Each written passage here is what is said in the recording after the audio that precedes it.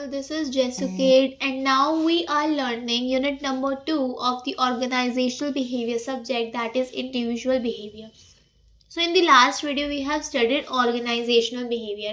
अब इस यूनिट से नाम से ही मेरे को समझ आ रहा है जितना वो यहाँ पे बताया जा रहा है कि हम इंडिविजुअल बिहेवियर की बात करेंगे, तो मतलब कहीं ना कहीं हम नाम से समझ सकते हैं कि ये जो पूरी यूनिट है ना, इसमें जो भी चीज़ें आएंगी, जो भी चीज़ें हम समझेंगे, उसका जो पर्सपेक्टिव होगा ना वो किसका होगा, इंडिविजुअल का। मतलब हम यहाँ एम्प्लॉय की बात करेंगे, जो कि हम एक एम्प्लॉय के बिहेवियर की बात करेंगे, तो उस एम्प्लॉय के एक का बिहेवियर कैसे अफेक्ट हो रहा है, कैसे इम्पैक्ट आ रहा है, वट जो भी हम स्टडी करने वाले हैं वो इंडिविजुअल बिहेवियर के बारे में स्टडी करने पा रहे हैं।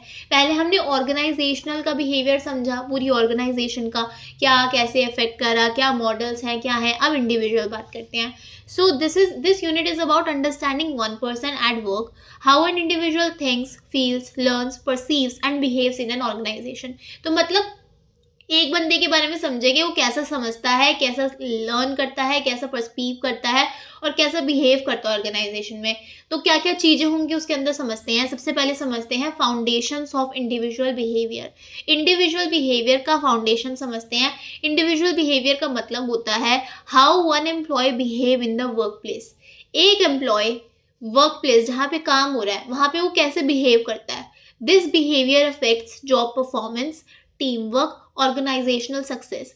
ये जो बिहेवियर है ना, ये उसकी जॉब पे जो परफॉर्मेंस है उस पर भी इफेक्ट डालता है, टीम वर्क पे भी इफेक्ट डालता है, ऑर्गेनाइजेशनल की सक्सेस पे भी इफेक्ट डालता है। अब बताओ कैसे, क्यों, किस लिए? भाई क्यों नहीं, ये बोलो क्यों नहीं। एक पर्सन है, वो एक है, पर इसका मतलब ये नहीं कि वो अफेक्ट इन चीजों पे नहीं डाल सकता। जॉब कर रहा है वो पर्सन, तो जॉब पे उसके परफॉर्मेंस पे अफेक्ट आएगा। टीम वर्क पे कैसे आएगा, टीम का पार्ट है ना वो एक पर्सन। टीम में मानते हैं कि बहुत सारे लोग हैं, पर वो इंडिविजुअल तो अकेला है। अगर वो कुछ भी करता है तो क्या टीम पे असर नहीं आएगा? उसके बिहेवियर से उसके कलीग्स पे फर्क नहीं पड़ सकता? टीम वर्क उस पर भी अफेक्ट आता है, टीम में साथ में काम क्योंकि कर रहे हैं। फिर ऑर्गेनाइजेशनल की सक्सेस, क्यों? क्योंकि इंडिविजुअल, इतने सारे इंडिविजुअल बन के क्या बन रहे हैं, पीपल। पीपल कौन है? जो यहाँ ऑर्गेनाइजेशन चला रहे हैं। अब इन लोगों के हर पर्टिकुलर पर्सन का जो इंडिविजुअल बिहेवियर है वो वर्क पे अफेक्ट डालेगा। वर्क से हमारी सक्सेस होती है, तो ऑर्गेनाइजेशनल सक्सेस भी लिंक्ड हो गई ना। तो इतनी चीज़ों पे ये बिहेवियर अफेक्ट कर सकता है। मतलब हमने जब ये स्टार्ट ही करा है ना ये यूनिट, उसी से आप समझ जाओ यहाँ लोग हैं, तो ये एक ही इंसान हो या ग्रुप में हो, ये बहुत कुछ कर सकते हैं एक ऑर्गेनाइजेशन में। तो हमें इस एक क्या है, चाहे हम एक इंसान की बात करें, चाहे हम वर्क में मतलब बहुत सारे मेंबर्स की बात करें, ये सब मिलके हमारी ऑर्गेनाइजेशन चला रहे हैं। इन ऑर्गेनाइजेशन चलाने वाले पीपल का हमें हर एक चीज नोटिस करनी जरूरी है। Every person brings personality, attitude, values, emotions, past experiences, all these together shape individual behaviour. हर एक पर्सन अपनी अपनी पर्सनैलिटी साथ में लेके आता है। हर एक पर्सन अपना एटीट्यूड, अपनी वैल्यूज, वो क्या वैल्यूज में बिलीव करता है, वो अपने इमोशंस, अपने पास्ट एक्सपीरियंसेस, क्योंकि अभी तो आपके पास है बट उसका कुछ पास्ट भी रहा होगा, उसने कुछ पास्ट में एक्सपीरियंसेस भी लिए होंगे, कुछ एक्सपीरियंसेस को उसने फील करा है, उनसे कुछ समझा है, उनसे कुछ लर्न करा है, वो सब अपना अपना पर्सन पीपल लेके आते हैं। तो ये सब चीजें मिला के इंडिविजुअल का बिहेवियर बनता है, क्योंकि एक इंडिविजुअल के बिहेवियर में उसकी पर्सनालिटी आती है। हम ग्रुप में तो पर्सनालिटी की बात नहीं करते, ग्रुप में अलग अलग बंदे, उनकी अलग अलग तरीके से पर्सनालिटी हम समझ चुके हैं। अब ग्रुप में तो हम ग्रुप के नॉर्म्स, ग्रुप की चीजें हमने लास्ट वीडियो में देखा था। So we are done with the foundation of individual behaviour. ठीक है, हमने इसमें बेसिकली यही समझा कि इंडिविजुअल बिहेवियर की फाउंडेशन क्या है, कि क्या एम्प्लॉयज़, मतलब वन एम्प्लॉय की यहाँ बात होएगी, हर एम्प्लॉय अपने साथ ये सब चीज़ें लेके आता है जो कि उसके इंडिविजुअल बिहेवियर को शेप करती है। तो हमें इतना तो पता चल गया कि इंडिविजुअल बिहेवियर की जब बात हो रही है, जहाँ पे अगर पर्सनैलिटी आ गई, एटीट्यूड आ गया, वैल्यूज़, इमोशंस, पास्ट एक्सपीरियंसेस, तो वहाँ पे हम जिस पर्सपेक्टिव से बात करेंगे, हम वहाँ पे इंडिविजुअल बिहेवियर के पर्सपेक्टिव से बात करेंगे। मतलब एक एम्प्लॉय के बिहेवियर की बात कर रहे हैं, ठीक है, जो कि ऑर्गेनाइजेशन में काम कर रहा है। अब बात करते हैं पर्सनैलिटी की। सबसे पहले समझते हैं पर्सनैलिटी का मीनिंग क्या होता है। Personality is the combination of traits, emotions, attitudes and behavioural patterns that make a person unique. Personality में इतनी सारी चीज़ें होती हैं, उन सब का एक कॉम्बिनेशन होता है। कौन कौन सी चीज़ों का? ट्रेट्स का, इमोशंस का, एटीट्यूड्स का और बिहेवियरल जो पैटर्न है, इन सब को जब आप कंबाइन कर दो ना, तो एक यूनिक पर्सनालिटी बनती है किसी भी इंडिविजुअल की, है ना। और उसी से हम कहते हैं एक यूनिक पर्सन है, क्योंकि हर एक पर्सन के इमोशंस अलग अलग हो सकते हैं। कोई ज़्यादा इमोशनल होगा, कोई ज़्यादा इमोशनल नहीं होगा, किसी का एटीट्यूड पॉजिटिव होगा, कोई थोड़ा नेगेटिव पर्सन होगा, तो अलग अलग बिहेवियर भी हो सकते हैं। तो ये आंसर क्या करता है क्वेश्चंस का? It answers questions like, is the person calm और अग्रेसिव? पर्सनालिटी हमें ये बताता है कि वो पर्सन, जिस भी पर्सन की हम बात कर रहे हैं, क्या वो शांत है या वो बहुत ही गुस्से वाला है? क्या वो इंट्रोवर्ट है, अपने अपने अंदर ही रहता है? क्या वो एक्सट्रोवर्ट है, लोगों से मिलजुल के बहुत इजीली एक्सट्रोवर्ट बातचीत कर लेता है, कंफर्टेबल हो जाता है? क्या वो कॉन्फिडेंट है, बहुत ज़्यादा अपने में कॉन्फिडेंट है, या फिर वो बहुत शर्मीला शाय है, जल्दी नहीं बोलना, ये वो? तो ये पर्सनालिटी हमें इन क्वेश्चंस के आंसर करती है। पर्सनालिटी अफेक्ट करती है किस किस चीज़ों को? डिसीजन मेकिंग को, स्ट्रेस हैंडलिंग को और रिलेशनशिप्स एट वर्क। अब कैसे करेगी? अलग अलग पर्सनालिटीज़ जो होती हैं लोगों की, वो कहीं ना कहीं ये सब चीज़ों पे अफेक्ट करती है। मे बी जो पर्सन ज़्यादा कॉन्फिडेंट होगा, वो डिसीजन मेकिंग बहुत जल्दी कर लेता हो, एंड जो पर्सन जो थोड़ा सा इंट्रोवर्ट एंड शाय है, वो नहीं कर पाता हो। स्ट्रेस हैंडलिंग में जो पर्सन बहुत ज़्यादा काल्म है, वो स्ट्रेस को हैंडल कर पाए, पर जो अग्रेसिव है, मे बी वो स्ट्रेस को हैंडल उस तरीके से ना करे जिस तरीके से काम पर्सन कर रहा था। अब रिलेशनशिप एट वर्क, अब जो पर्सन मे बी अग्रेसिव है, वो रिलेशन उसका वर्क से कैसा रहेगा, कैसे वो मे बी काम करता होगा वर्क प्लेस पे, किस तरीके का उसका बिहेवियर रहता होगा, जो काम है उसका कैसा बिहेवियर रहता होगा टुवर्ड्स वर्क। तो पर्सनैलिटी हर पर्सन की डिफरेंट होती है और बहुत यूनिक होती है, जिसमें हमारे पास बहुत सारी चीज़ें इंक्लूडेड होती हैं। पर्सनैलिटी हमें ये बताती है कि पर्सन कैसा है, और पर्सनैलिटी अफेक्ट करती है उनकी डिसीजन मेकिंग, स्ट्रेस हैंडलिंग और रिलेशनशिप एंड वर्क को। अब हमारे पास ना पर्सनालिटी भी दो टाइप की होती है, एक होती है टाइप ए और एक होती है type B. Type A personality वाले लोग वो लोग होते हैं जो हाईली कंपेटिटिव होते हैं, हमेशा बहुत जल्दी में होते हैं, वर्कोहॉलिक होते हैं, काम से उन्हें बहुत प्यार होता है, इम्पेशेंट एंड अग्रेसिव होते हैं। मतलब उनके अंदर ना पेशेंस नहीं होता। एक कहते हैं ना कि आराम से कोई चीज़ हो जाए, कामली थोड़ा वेट कर ले, वो इम्पेशेंट होते हैं, उन्हें काम चाहिए अभी करना है, जस्ट अरे जल्दी करो ना, ये होता है इम्पेशेंट। ठीक है। और अग्रेसिव, थोड़े गुस्से में रहते हैं, जल्दी अग्रेसिव बहुत होते हैं लोग। इम्पेशेंट और अग्रेसिव होते हैं, स्ट्रेस प्रोन होते हैं, स्ट्रेस ज़्यादा नहीं मतलब लेते। ठीक है। तो एग्जाम्पल में हम ले सकते हैं employee who wants results immediately and gets irritated easily. मतलब ऐसे एम्प्लॉय जो बहुत ही जल्दी ना रिजल्ट्स मांगते हैं, मतलब काम करा नहीं, अभी उन्हें रिजल्ट दिखाओ भाई, जल्दी दिखाओ, और बहुत जल्दी ना इरिटेट भी हो जाते हैं, बड़ी इजीली इरिटेट हो जाते हैं। थोड़ा मतलब है तो ये लोग कम्पेटिटिव और थोड़े से जल्दी में भी रहते हैं, काम से प्यार करते हैं, तभी तो देखो ना इन्हें रिजल्ट्स भी जल्दी चाहिए। अब कोई पर्सन इतना ज़्यादा काम करेगा तो कहेगा ना कि यार क्या रिजल्ट आया, मतलब आप पर्सनालिटी समझ सकते हो, थोड़ा इमेजिन करो। एंड इम्पेशेंट है, एग्रेसिव है थोड़े, यार कि जल्दी करना है यार, it's kind of like that. Okay. So type B personality वाले लोग कैसे होते हैं? ये होते काफ़ी काल्म एंड रिलैक्स्ड। मतलब अगर ये बंदे अग्रेसिव है ना, तो हम टाइप बी को बिल्कुल अपोजिट दिखाएंगे। टाइप ए होते शांत, नहीं सॉरी, टाइप ए होते गुस्से, अरे जल्दी। टाइप बी होते हैं तो टाइप ए होते अग्रेसिव एंड टाइप बी होते शांत। ठीक है। तो दोनों अपोजिट चल रहे हैं। अगर एक गुस्से वाला है तो एक शांत है, तो ये याद रखना है कि गुस्से वाला ए है एंड जो शांत है वो बी है। ठीक है। तो ये होते काल्म एंड रिलैक्स्ड, ये होते पेशेंट। अगर वो इम्पेशेंट थे तो ये क्या है? पेशेंट। ये एंजॉय करते हैं काम को विदाउट स्ट्रेस। ओके ओके, वो ऊपर वाले जो थे स्ट्रेस प्रोन, मतलब स्ट्रेस भी ले लेते हो भाई, वो इतनी पर्सनालिटी उनकी वैसी है तो ऑब्वियसली स्ट्रेस तो लेंगे ही। ठीक है।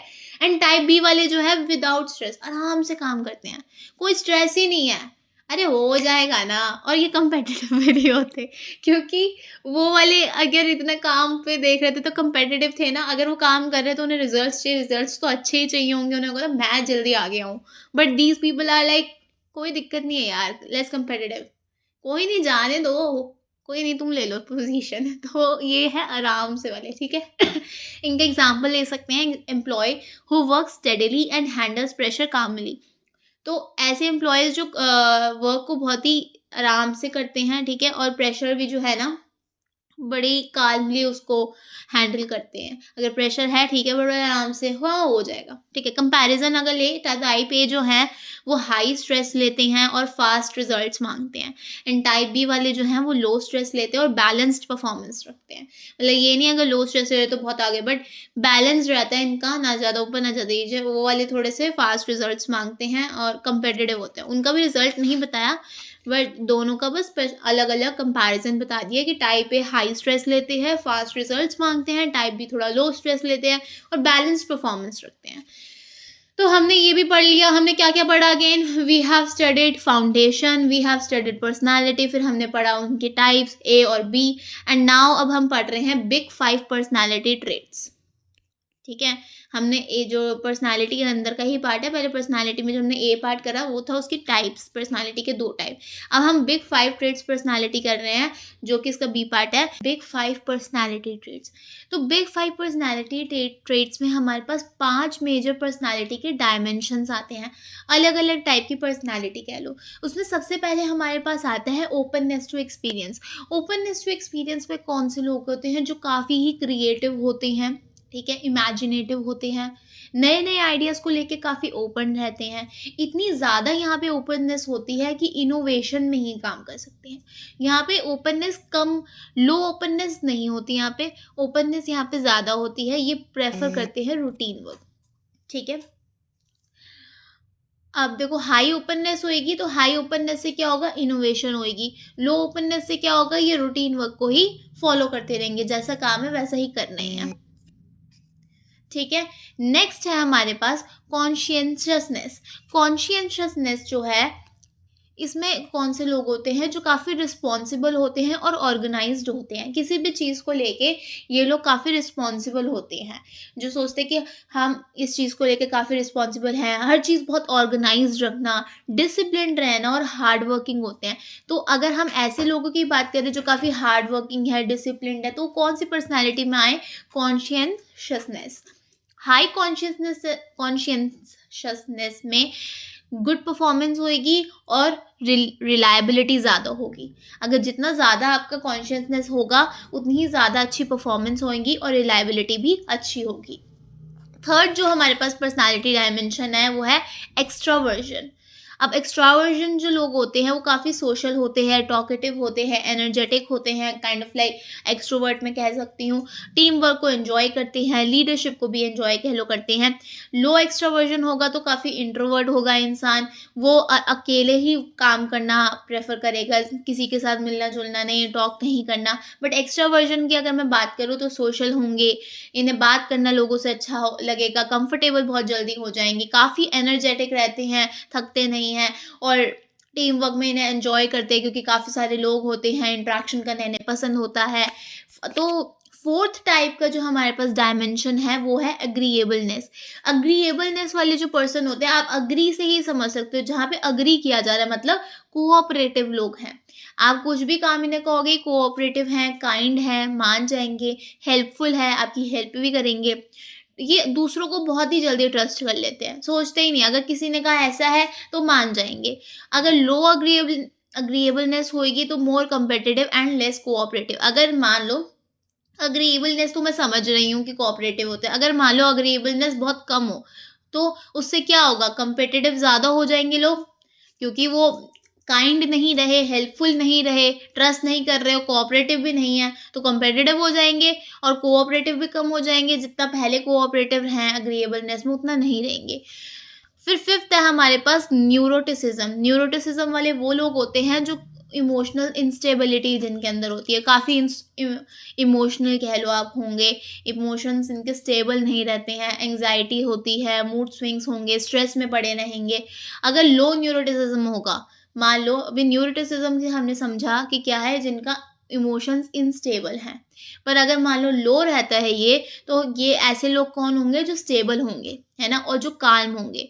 तो ये जो ट्रेड्स है ना, ये मैनेजर्स को मदद करते हैं असाइन करने में right job to right person. Obviously अगर मैनेजर को पहले से ही पता होगा कि कौन से पर्सन की कैसी पर्सनालिटी है और वो कैसे टाइप का पर्सन है इन नेचर और बाय पर्सनालिटी, तो मैनेजर उनको वही वाला काम, वही जॉब उनको असाइन करेगा जिसमें वो कर सकते हैं। फॉर सपोज दैट कोई ऐसा वर्क है जो इमोशनल अनस्टेबल पर्सन नहीं कर सकता, उसके लिए काफ़ी स्टेबल इमोशंस वाला पर्सन चाहिए, तो मैनेजर जो है वो वर्क उसी को असाइन करेगा जिसके इमोशन स्टेबल हो, ना कि वो पर्सन जिसको न्यूरोटिसिज्म पर्सनालिटी का पर्सन हो। Got it? तो हमने यहाँ पे बिग 5 पर्सनालिटी ट्रेट्स पढ़े, मतलब यहाँ पे 5 मेजर पर्सनालिटी डायमेंशंस है, जिसमें सबसे पहले लोग हैं जो बहुत ही ओपन है टू एक्सपीरियंस, ठीक है। और उसके नीचे ही हमने बताया हुआ है कि अगर लो ओपननेस, ये तो ऑब्वियस है, अगर ओपन है तो वो ओपन ही है, ये सब चीज़ें सही हो रही हैं। अगर लो ओपन होगा तो वो रूटीन वर्क काम करेंगे, इनोवेशन में नहीं जाएंगे। इनोवेशन तो तब होगा ना जब आप बहुत ओपन हो गए एक्सपीरियंस के लिए, तो आप नई चीज़ें ट्राई करना शुरू करोगे, नए आइडियाज़ आप में आएंगे, तो कुछ नया आप क्रिएट करोगे। पर अगर आप उतने हो ही नहीं ओपन टू एक्सपीरियंस, तो आप क्या करोगे? जो काम चल रहा है वैसे ही करते रहोगे, आपको कुछ नहीं लगेगा कि मैं किसी नई चीज़ को जाके ट्राई करूँ, कोई नई चीज़ में अप्लाई करूँ। नो, ऐसे कॉन्शियसनेस, जहाँ कॉन्शियसनेस जब हमने पढ़ा था, कॉन्शियसनेस में क्या पढ़ा था कि ये पर्सन काफ़ी रिस्पॉन्सिबल होंगे, ऑर्गेनाइज्ड होंगे, डिसिप्लिन होंगे। और मान लो हाई कॉन्शियसनेस होगी तो ज़्यादा अच्छा परफॉर्मेंस होगा, रिलायबिलिटी होगी। उसी नीचे हमने वही लिखा हुआ है, ठीक है। इसकी प्रोनाउंसिएशन है कॉन्शियसनेस। नेक्स्ट हमने पढ़ा था एक्सट्रोवर्जन में काफ़ी एक्सट्रोवर्ट होते हैं, अगर लो एक्सट्रोवर्ट होंगे तो वही इंट्रोवर्ट्स में आ जाएंगे, है ना। तो इसमें यही था। और फोर्थ था अग्रीएबलनेस, अग्री कर जाते हैं। लो अग्रीएबलनेस होगा तो क्या होगा? कंपेटिटिव होगा, लेस कोऑपरेशन होगा। न्यूरोटिसिज्म में इमोशनल इंस्टेबिलिटी रहती है, और अगर लो होगा तो फिर कोई काल्म एंड स्टेबल पर्सन है, तो ये मैनेजर्स को हेल्प करते हैं, ठीक है। ये 5 बिग पर्सनैलिटी ट्रेट्स थे। अब हम सेकेंड टॉपिक पे बढ़ते हैं, जो कि है फैक्टर्स इन्फ्लुएंसिंग पर्सनालिटी। ऐसे कौन से फैक्टर्स हैं जो पर्सनालिटी को इन्फ्लुएंस करते हैं? Personality is shaped by heredity, environment, situation. ये 3 चीज़ों से यहाँ पे हमें बताई गई है। ये फैक्टर्स वो हैं जो किसी भी पर्सन की पर्सनालिटी को इन्फ्लुएंस कर सकते हैं। मतलब ऐसी चीज़ें जो आपकी पर्सनालिटी को कहीं ना कहीं बिल्डअप करिए, जिसकी वजह से आपकी पर्सनालिटी किसी भी टाइप की, अगर हम कह रहे हैं कि कोई पर्सन बहुत ही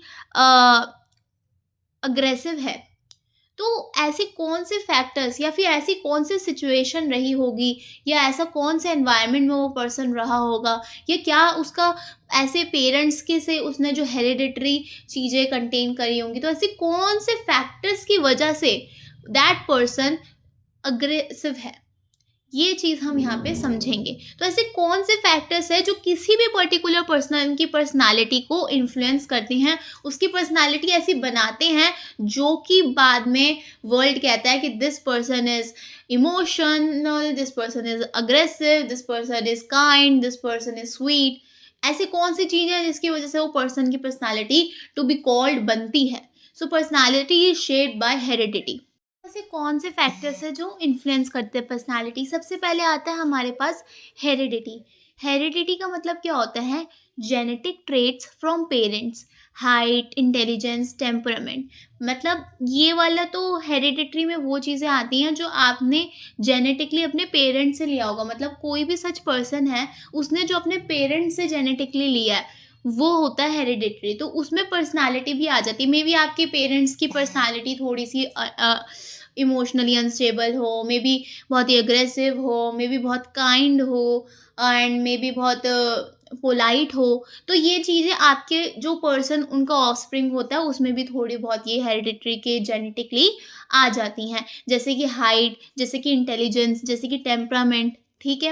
ये होता है पहला फैक्टर इन्फ्लुएंसिंग पर्सनालिटी। सेकंड है एनवायरनमेंट। आपका फैमिली बैकग्राउंड कैसा है, आपका एजुकेशन कैसा है, आपका कल्चर एंड सोसाइटी कैसा है। आप जिस कल्चर में, जिस सोसाइटी में आप रहते होगे, जैसा आपका फैमिली का बैकग्राउंड होगा, वो भी आपकी पर्सनालिटी पे इफेक्ट डालेगा। मे बी आपकी फैमिली बैकग्राउंड बहुत ही स्टूडियस हो, तो आपकी पर्सनालिटी भी काफ़ी स्टूडियस होगी, काफ़ी हार्डवर्किंग होगी, काफ़ी चीज़ों को समझना होगा उनके अंदर, बहुत ही कम्पिटिटिव होगी। तो ये सब डिपेंड करता है आपके एनवायरनमेंट पे। आपकी पर्सनालिटी आपके एनवायरनमेंट से भी बहुत इफेक्ट होती है। देन आती है सिचुएशन। अलग अलग सिचुएशंस जो होती हैं अलग अलग बिहेवियर लाती है। Different situations bring different behaviour. Example, same person behaves differently at home and office. ठीक है, एक ही पर्सन है पर वो घर में मे बी डिफरेंटली बिहेव करता हो और ऑफिस में डिफरेंटली बिहेव करता हो। क्यों? क्योंकि घर का सिचुएशन अलग होगा, ऑफिस का सिचुएशन अलग होगा। ऑफिस में जो उसको अपने अराउंड में लोग मिलते होंगे, जो उसको अपने अराउंड में एनवायरनमेंट मिलता होगा, जो वहाँ पे सिचुएशन होती होगी, उसके अकॉर्डिंग बिहेवियर डिफरेंट होता है।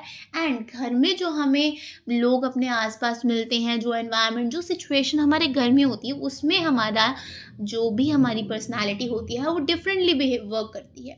तो ये जो 3 हमारे पास फैक्टर्स थे, ये हमारी पर्सनालिटी को इन्फ्लुएंस करते हैं। पहला हेरिडिटरी पढ़ा हमने, हेरिडिटरी पढ़ा, second environment and third situation. अब नेक्स्ट टॉपिक पे पढ़ते हैं जो कि है एटीट्यूड। एटीट्यूड क्या होता है? एटीट्यूड होता है एक पर्सन की feelings, beliefs, tendencies towards an object, person और सिचुएशन। एटीट्यूड क्या होता है? किसी भी पर्सन की जो फीलिंग्स होंगी, जो उसके बिलीव्स होंगे, जो उसकी टेंडेंसीज होंगी, किसी भी चीज़ को लेके या फिर किसी इंसान को लेके या किसी सिचुएशन को लेके, अगर एक पर्सन किसी भी सिचुएशन को लेके अपने मन में कुछ फील कर रहा है ना, उसके कुछ बिलीव्स है, कुछ टेंडेंसीज है, तो वो उसका एटीट्यूड है। एट वर्क प्लेस, वर्क जहाँ पे काम करते हैं, attitude towards job, attitude towards boss, attitude towards organisation, है ना।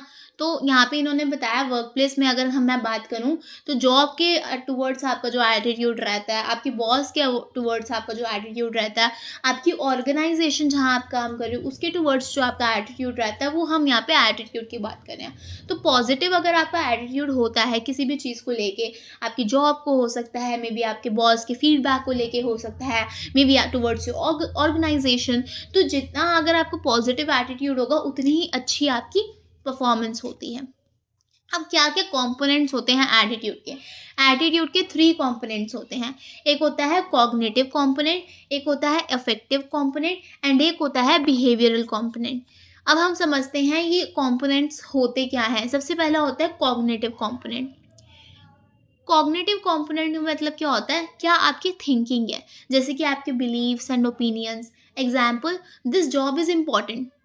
ठीक है, तो ये आपका बिलीफ है या आपकी थिंकिंग है कि ये जॉब आपके लिए इम्पॉर्टेंट है। तो ये आपका बिलीफ और ये आपका ओपिनियन है, जो आप थिंकिंग से समझते हो, जो आपकी थिंकिंग वाला है ना, वो है कॉग्निटिव। कॉग्निटिव हमारे ब्रेन में भी हमें समझ आता है जिससे हम सोच रहे हैं, कॉग्निटिव कंपोनेंट। सेकंड है अफेक्टिव कंपोनेंट। अफेक्टिव कंपोनेंट में हम आपके फीलिंग्स की यहाँ बात करें, जैसे कि आपके इमोशंस हो गए, आपकी फीलिंग्स हो गई।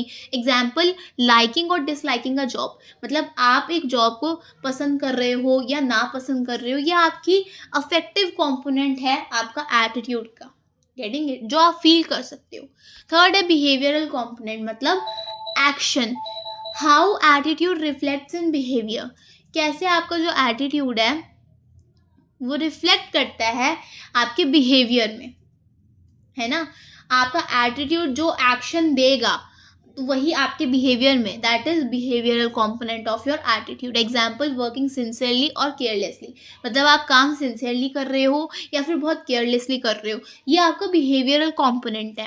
तो हमने यहाँ पे 3 कंपोनेंट्स पढ़े। पहला तो थिंकिंग वाला जो हम सोचते हैं, दूसरा फीलिंग वाला जो हम फील करते हैं, तीसरा एक्शन जो हम करके दिखाते हैं। तो 3 हमने कंपोनेंट्स पढ़े। किसके? ये कंपोनेंट्स थे एटीट्यूड के। ठीक है, आपका एटीट्यूड किसी भी चीज के टुवर्ड्स। अब यहाँ हम पढ़ते हैं जॉब रिलेटेड एटीट्यूड के बारे में। तो important job related attitudes are job satisfaction, job involvement, organisational commitment. तो हम ये जो इंपॉर्टेंट जॉब रिलेटेड एटीट्यूड्स कौन कौन से हैं? सबसे पहला जॉब सेटिस्फैक्शन, हाउ हैप्पी और एम्प्लॉय इज विद जॉब, मतलब कितना खुश है एम्प्लॉय अपनी जॉब से। High satisfaction, loyalty and performance, अगर एक एम्प्लॉय की सेटिस्फैक्शन टुवर्ड्स द जॉब काफ़ी ज़्यादा है, काफ़ी हाई है, तो उसकी लॉयल्टी और परफॉर्मेंस काफ़ी अच्छी होगी, वो लॉयल होगा टुवर्ड्स द जॉब, परफॉर्मेंस अच्छी देगा। तो ये क्या हुआ? Job satisfaction. दूसरा क्या होता है? Job involvement, emotional attachment with work. ठीक है, जॉब इन्वॉल्वमेंट मतलब कि एक एम्प्लॉय जो है अपने वर्क से, जो वो काम कर रहा है उससे वो काफ़ी इमोशनली अटैच है। ठीक है, जितना ज़्यादा एम्प्लॉय अपने काम से इन्वॉल्वमेंट रहेगा वो उतना ज़्यादा ही एफर्ट डालेगा। मतलब अगर वो अपनी जॉब को लेके काफ़ी ज़्यादा इन्वॉल्व है इमोशनली भी, क्योंकि उसको उस जॉब के लिए काफ़ी इमोशंस हैं, काफ़ी फीलिंग्स हैं, तो उसमें वो बहुत ज़्यादा इन्वॉल्व भी रहेगा। जितना ज़्यादा वो इन्वॉल्व रहेगा उतना ज़्यादा वो एक्स्ट्रा अपने एफर्ट्स देगा, उतना ज़्यादा ही वो अपनी जॉब के लिए काम करेगा। थर्ड है organisational commitment, loyalty towards organisation. इसमें क्या है कि जो एम्प्लॉय है वो अपनी ऑर्गेनाइजेशन को लेके काफ़ी लॉयल है, काफ़ी उनके लिए काम करने के लिए काफ़ी साथ में रहता है। तो जितनी ज़्यादा स्ट्रॉन्ग कमिटमेंट होगी उतना लो टर्नओवर होगा। लो टर्नओवर मतलब वो अपनी जॉब को जल्दी स्विच नहीं करेगा, क्योंकि वो अपनी जॉब के लिए काफ़ी कमिटेड है। तो ये हमने 3 पढ़े जॉब रिलेटेड एटीट्यूड्स क्या होते हैं। पहले हमने पढ़े थे एटीट्यूड के कंपोनेंट्स, हमने उससे पहले पढ़ा एटीट्यूड का मीनिंग। अब हमने पढ़ा जॉब से रिलेटेड एटीट्यूड कैसे कैसे लोगों के होते हैं। तो कुछ लोगों को होगा कि उनको जॉब सेटिस्फैक्शन होगी, कुछ लोग जॉब में इन्वॉल्व होंगे, कुछ एक है लर्निंग। लर्निंग का मतलब क्या होता है? Learning means any relatively permanent change in behaviour due to experience. कोई भी आपका परमानेंट चेंज आया है बिहेवियर में किसी भी आपके एक्सपीरियंस की वजह से, उसे ही हम कहते हैं learning. Learning is important because employee continuously adapt improve skills and performance. Learning क्यों इम्पॉर्टेंट है? क्योंकि जो एम्प्लॉयज़ है उनको डेली बेसिस से कॉन्टिन्यूसली कुछ चीज़ों को अडेप्ट करना होता है, उनको अपनी स्किल्स भी इम्प्रूव करनी होती है, उन्हें परफॉर्मेंस भी इम्प्रूव करनी होती है। तो यही होता है लर्निंग, कि हमारा कोई भी रिलेटिवली चेंज आया या फिर कह लो परमानेंट चेंज आया अपने हमारे बिहेवियर में, क्योंकि हमने कुछ ना कुछ चीज़ एक्सपीरियंस करी थी, तो उससे हमने कुछ सीखा होगा, तो हमने वो अपने बिहेवियर में चेंज ला के उसको अडेप्ट किया। नहीं, हमारे पास ना लर्निंग की कुछ थ्योरीज है। सबसे पहले हम एक पढ़ेंगे पार्ट, देन पढ़ेंगे बी पार्ट, देन पढ़ेंगे सी पार्ट। तो हमारे पास यहाँ 3 पार्ट्स हैं लर्निंग की थ्योरीज के। सबसे पहले हमारे पास लर्निंग की थ्योरी जो है वो है classical conditioning theory. Classical conditioning theory में हम क्या करते हैं? Learning by association given by Pavlov. Pavlov ने दी थी। इसमें हम क्या करते हैं? एसोसिएशन में लर्न करते हैं। Example, employee associates appraisal with reward, motivated behaviour. मतलब एम्प्लॉयज़ जो हैं वो अपना अप्रेजल एसोसिएट किससे करते हैं? रिवॉर्ड से। और इससे क्या होता है? उनका जो बिहेवियर होता है वो मोटिवेशन का होता है। ठीक है। नेक्स्ट हमारे पास थ्योरी जो है वो है operant conditioning theory. Operant conditioning theory में क्या होता है?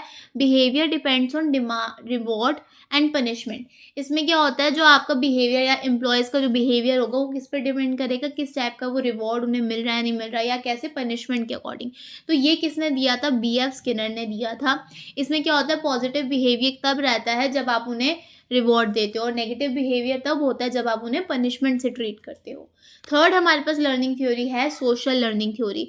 इसमें क्या होता है? हम दूसरों को ऑब्जर्व करते हैं और लर्न करते हैं।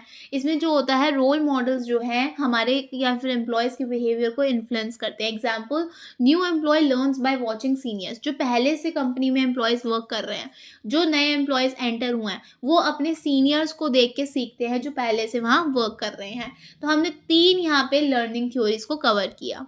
नेक्स्ट है रीइंफोर्समेंट। रीइंफोर्समेंट जो है वो बिहेवियर को स्ट्रेंथन करता है। ठीक है। यहाँ पे हमारे पास 4 टाइप के रीइंफोर्समेंट है: positive reinforcement, negative reinforcement, punishment and extinction. Positive reinforcement में क्या होता है? हमें अच्छे बिहेवियर के लिए रिवॉर्ड मिलता है, तो ये एक पॉजिटिव रीइंफोर्समेंट है। देन है नेगेटिव रीइंफोर्समेंट। नेगेटिव रीइंफोर्समेंट में क्या होता है? Removal of unpleasant conditions. इसमें जो होता है, जो कंडीशन सही नहीं होती उसको हम रिमूव कर देते हैं। पनिशमेंट में क्या होता है? हमें डिस्करेज किया जाता है हमारे बैड बिहेवियर के लिए। अगर हम अच्छा बिहेव नहीं करते तो उसके लिए हमें डिस्करेज किया जाता है। एक्सटिंक्शन में क्या होता है? Stopping reward to remove behaviour. अगर उन्हें कोई हमारा ऐसा या किसी भी एम्प्लॉय का बिहेवियर को बिल्कुल परमानेंटली हटाना ही है तो वो रिवॉर्ड को ही देना बंद कर देंगे। ठीक है। तो ये होता है रीइंफोर्समेंट। और रीइंफोर्समेंट जो है बिहेवियर को कहीं ना कहीं स्ट्रेंथन करता है, बिहेवियर को सपोर्ट करता है। तो पॉजिटिव में हम क्या करते हैं हमने पढ़ा, नेगेटिव में क्या करते हैं, पनिशमेंट में क्या करते हैं, एक्सटिंक्शन में क्या करते हैं। नेक्स्ट है हमारे पास परसेप्शन। परसेप्शन क्या मतलब क्या होता है? Meaning of perception. Perception is the process by which individuals select, organize and interpret information to understand their environment. ये वो प्रोसेस है जहाँ पे इंडिविजुअल्स जो हैं, जो भी हम इंडिविजुअल्स की बात कर रहे हैं, वो सेलेक्ट करते हैं, ऑर्गेनाइज करते हैं और इंटरप्रेट करते हैं, समझते हैं इंफॉर्मेशन को. पहले वो इंफॉर्मेशन जो उनको लगती है सेलेक्ट करने वाली, वो सेलेक्ट करते हैं, उसको ऑर्गेनाइज करते हैं, इंटरप्रेट करते हैं और अंडरस्टैंड करते हैं. ताकि ये सब चीज़ें क्यों करते हैं? वो अपने एनवायरनमेंट को समझने के लिए करते हैं. ठीक है. अब different people, different perception, same situation. Situation एक हो सकती हैं पर अलग अलग जो लोग हैं वो अलग अलग परसेप्शन से चीज़ों को समझते हैं. मे बी मेरा perception towards a situation different हो और मेरे साथ में जो पर्सन खड़ा हो उसका perception towards the same situation different हो. अब परसेप्शन का प्रोसेस क्या होता है? Selection, organisation, interpretation. जो हमने डेफिनेशन में पढ़ा वही. अगर हमसे पूछा जाए परसेप्शन का प्रोसेस क्या होता है, सबसे पहले हम सेलेक्ट करते हैं. मतलब हमने किसी भी रैंडम चीज़ को नोटिस करा, भाई हमने देखा कि पर्टिकुलर जगह पे कुछ हो रहा है तो हमने उसको नोटिस करा.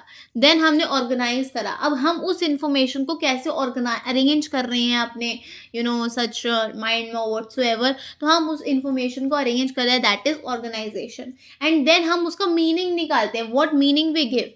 मतलब हमने उस इंफॉर्मेशन को देखा, हमने उस इंफॉर्मेशन को अरेंज करा एंड देन हमने उस इंफॉर्मेशन का एक मीनिंग निकाला.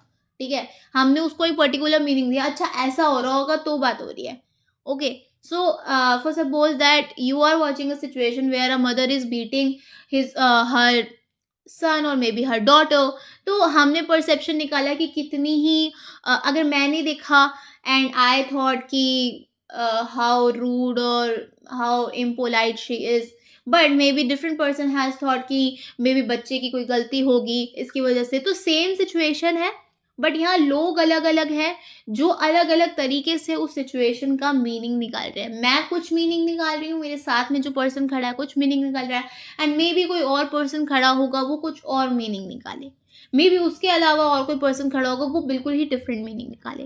तो दिस इज कॉल्ड परसेप्शन, जिसमें हम किसी भी चीज़ को सेलेक्ट करते हैं, उसको ऑर्गेनाइज करते हैं एंड देन इंटरप्रिटेशन करते हैं. ठीक है. अब कौन कौन से फैक्टर्स हैं जो परसेप्शन को इन्फ्लुएंस करते हैं? जैसे हमने पढ़ा था पर्सनालिटी में फैक्टर्स इन्फ्लुएंसिंग परसेप्शन, ऐसे ही हम पढ़ेंगे फैक्टर्स इन्फ्लुएंसिंग वहाँ पर्सनालिटी पढ़ा था, यहाँ हम पढ़ेंगे perception. So perception related factors जो हैं, पहले हम पढ़ेंगे परसेप्शन रिलेटेड फैक्टर्स, जिसमें आता है एटीट्यूड, जिसमें आता है एक्सपीरियंस, जिसमें आता है एक्सपेक्टेशंस. क्या एटीट्यूड है आपका टूवर्ड्स थिंग्स, क्या एक्सपीरियंस आपके रहे हैं, क्या एक्सपेक्टेशंस आप रखते हो, उसके अकॉर्डिंग आप परसेप्शन रखोगे. ठीक है. देन सेकेंड है टारगेट रिलेटेड. तो ये था perceiver. Okay. So first one is that perceiver related factors. ठीक है. सेकेंड हम पढ़ रहे हैं टारगेट रिलेटेड फैक्टर्स. तो टारगेट रिलेटेड फैक्टर्स में कौन कौन से आएंगे? जो हम साइज, मूवमेंट, नॉवेल्टी को देख के हम जो परसीव कर रहे हैं चीज़ें. थर्ड है सिचुएशन रिलेटेड फैक्टर्स.